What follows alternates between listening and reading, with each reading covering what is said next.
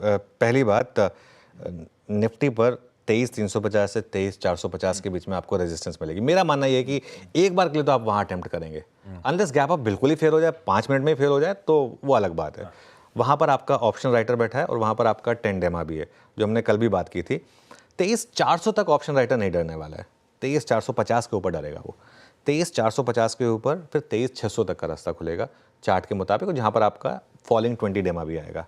आज के बाद 20 डेमा वहाँ तक आ जाएगा बेसिकली। तो अच्छा एक चीज़, अगर तो आपने कल वो BTST लॉन्ग करा है, मैं सिर्फ उनकी बात कर रहा हूँ जिन्होंने कल BTST लॉन्ग करा है। अगर तो आपने BTST लॉन्ग करा है तो आप एक चीज़ कर सकते हैं, या तो आप हाफ बुक कर लें या फिर आप पूरा बुक कर लें जो आपको करना है, या फिर गैप अप जहाँ पे भी हो वहाँ से 50 पॉइंट का एक स्टॉप लॉस रखें, क्योंकि BTST ट्रेडर्स के लिए अगर 100-150 पॉइंट मिल रहे हैं तो वो लेना जरूरी होता है उनको। और कल जिस लेवल पे हमने बात की थी वहाँ से और 20-30 पॉइंट ऊपर ही बंद हुए थे, तो और थोड़ा सा क्वेश्चन वहाँ पर भी है। इस गैप अप पर इमीडिएटली ना कूदें, देख लें कि गैप अप टिक रहा है या नहीं टिक रहा है।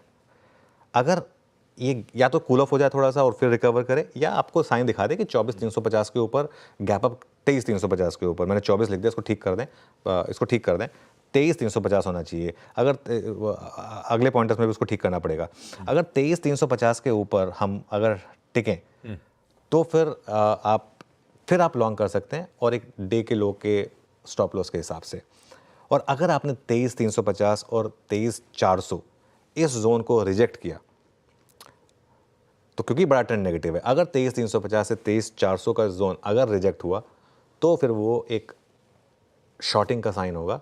इन दैट केस आपको एक शॉर्ट करना होगा, एक स्टॉप लॉस 23,450 के साथ। वो आउटसाइड चांस है, उसके चांसेस कम है, लेकिन मार्केट में आपको हर चीज़ के लिए तैयार रहना होता है।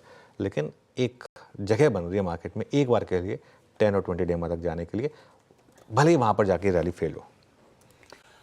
मैं सिर्फ लेवल बता रहा हूँ, बट मैंने जो कल व्यू लिया था मैं इतनी जल्दी उसको बदलूंगा नहीं। ये प्रोडक्ट रिटेल के लिए नहीं है।